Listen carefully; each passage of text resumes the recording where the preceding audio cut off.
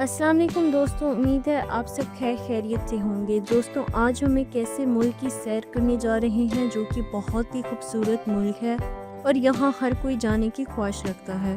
دوستوں، آج ہم سیر کرنے جا رہے ہیں آذربائیجان کی، جو کہ بہت ہی خوبصورت اور ترقی یافتہ ملک ہے۔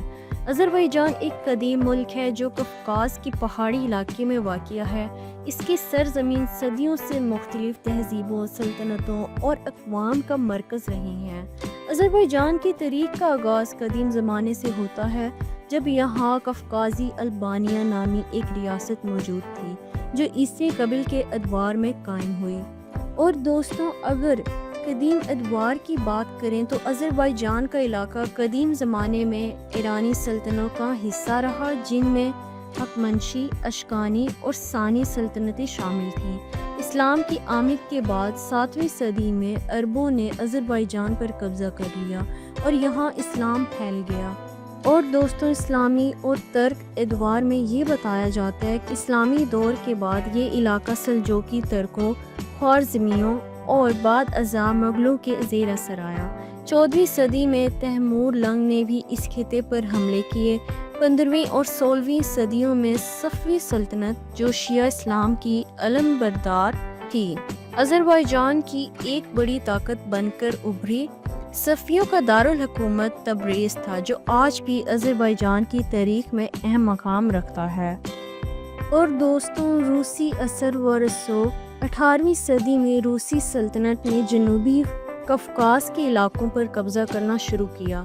1813 اور 1828 کی گلستان اور ترکمان چائے معاہدوں کے بعد آذربائیجان کا بڑا حصہ روسی سلطنت میں شامل ہو گیا، جبکہ کچھ حصہ ایران میں رہا، جو آج ایرانی آذربائیجان کہلاتا ہے۔ اور 1918 میں پہلی مرتبہ آذربائیجان نے آزادی حاصل کی اور جمہوریہ آذربائیجان قائم ہوئی، جو دنیا کی پہلی مسلم جمہوریت مانی جاتی ہے۔ تاہم یہ آزادی زیادہ دیر برقرار نہ رہ سکی اور 1920 میں سوویت یونین نے آذربائیجان پر قبضہ کر لیا اور یہ آذربائیجان سوویت سوشلسٹ ریپبلک بن گیا۔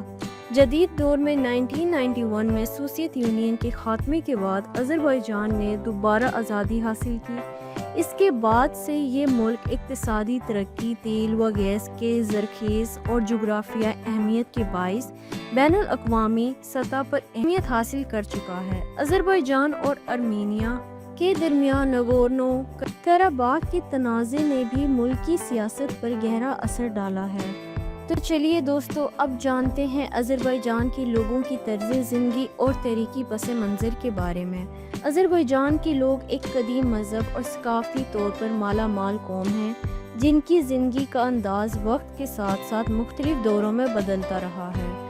ان کی طرز زندگی تاریخ، جغرافیائی، مذہب اور مقامی روایات سے گہرا تعلق رکھتی ہے۔ اور آذربائیجان کے لوگ نسلی طور پر ترک، ایرانی، قفقازی اور کچھ حد تک عرب اور مغربی اثرات کا امتزاج ہیں۔ قدیم زمانے میں یہاں قفقازی البانیہ کی تہذیب موجود تھی۔ جب اسلام 7ویں صدی میں یہاں پہنچا تو اس نے آذربائیجان کے معاشرتی ڈھانچے اور ثقافت کو نئی شکل دی۔ صفوی سلطنت کے دور میں شیعہ اسلام کو سرکاری مذہب کا درجہ ملا، جس کا اثر آج بھی آذربائیجان کی مذہبی شناخت پر غالب ہے۔ روسی اور بعد ازاں سوویت دور نے یہاں کے طرز زندگی میں مغربی اور سوشلسٹ اثرات شامل کیے، جیسے تعلیم، خواتین کے حقوق اور صنعتی ترقی۔ دیہی علاقوں میں مٹی یا پتھروں سے بنے روایتی گھر عام ہیں، جبکہ شہروں میں جدید اپارٹمنٹس اور عمارات میں لوگ رہائش پذیر ہیں۔ دارالحکومت باکو میں بین الاقوامی معیار کے مطابق جدید عمارتیں اور سہولیات دستیاب ہیں۔ اور دوستو، اگر ان کے لباس کی بات کریں تو آذربائیجان کے روایتی لباس میں رنگ برنگے کپڑے، ٹوپیاں اور زنانہ فراک شامل ہوتے ہیں۔ اب شہری علاقوں میں مغربی لباس عام ہے، لیکن تہواروں اور شادیوں پر لوگ روایتی لباس پہنتے ہیں۔ اور دوستو، ان کی خوراک آذاری کھانا نہایت لذیذ اور متنوع ہے۔ لوگ عام طور پر چاول، گوشت، سبزیاں اور دودھ سے بنی اشیاء کھاتے ہیں۔ مشہور آذاری پکوانوں میں پلاؤ، دولما کباب اور لیوانگی شامل ہیں۔ چائے آزاری ثقافت کا ایک اہم حصہ ہے اور مہمانوں کی خاطر تواضع کا خاص ذریعہ سمجھا جاتا ہے۔ اور اگر ان کی زبان کی بات کریں تو آزاری زبان ترک زبانوں سے تعلق رکھتی ہے اور یہی سرکاری زبان ہے۔ لوگ فارسی، روسی اور انگریزی بھی سمجھتے ہیں۔ شاعری اور موسیقی آذربائیجان کی زندگی میں اہم کردار ادا کرتے ہیں، خاص طور پر نظامی، گنجوی اور فضولی جیسے شاعر آذربائیجان ادب کی شان ہیں۔ اور دوستوں، آذربائیجان کی سیاحت، تاریخ اور خوبصورت مقامات کون سے ہیں؟ آذربائیجان ایک ایسا ملک ہے جو اپنی شاندار تاریخ، قدرتی حسن اور جدید طرز زندگی کے امتزاج کی بدولت دنیا بھر کے سیاحوں کو اپنی طرف متوجہ کرتا ہے۔ کفکاز کے پہاڑوں کے دامن میں واقع یہ ملک قدرتی مناظر، تاریخی عمارات اور ثقافتی ورثے سے مالا مال ہے۔ اور دوستوں، آذربائیجان کی سیاحت اس کی تاریخی جڑوں سے جڑی ہوئی ہے۔ صدیوں پرانی عمارات، قلعے، اسلامی فن تعمیر، روسی دور کے آثار اور جدید شہر باکو سیاحوں کو مختلف ادوار کی جھلک دکھاتے ہیں۔ یہاں قدیم شاہراہ ریشم یعنی کہ سکل روڈ کے آثار بھی موجود ہیں جو تجارتی اور ثقافتی روابط کا اہم ذریعہ تھی۔ دوستوں، آپ سب کو تو پتہ ہی ہوگا کہ خوبصورت اور مشہور سیاحتی مقامات باکو ہے جو کہ بہت ہی خوبصورت ترین شہر ہے۔ یہ باکو کا قدیم شہر ہے۔ جیسے کہ خوبصورت اور مشہور سیاحتی مقامات کون سے ہیں، جیسے کہ Old City Baku, Flame Tower, Quba, Gabala Sheki, Naftalan, Yanar Dag, یہ سارے ہی بہت ہی خوبصورت جگہیں ہیں آذربائیجان کی جہاں پر ہر کوئی جانے کی خواہش رکھتا ہے۔ دوستوں، آذربائیجان ایک ایسا ملک ہے جہاں تاریخ اور قدرت ہاتھوں میں ہاتھ ڈالے کھڑے ہیں۔ اگر آپ تاریخی ورثے، قدرتی خوبصورتی اور ثقافتی تجربات کی تلاش میں ہیں تو آذربائیجان آپ کے لیے بہترین انتخاب ہے۔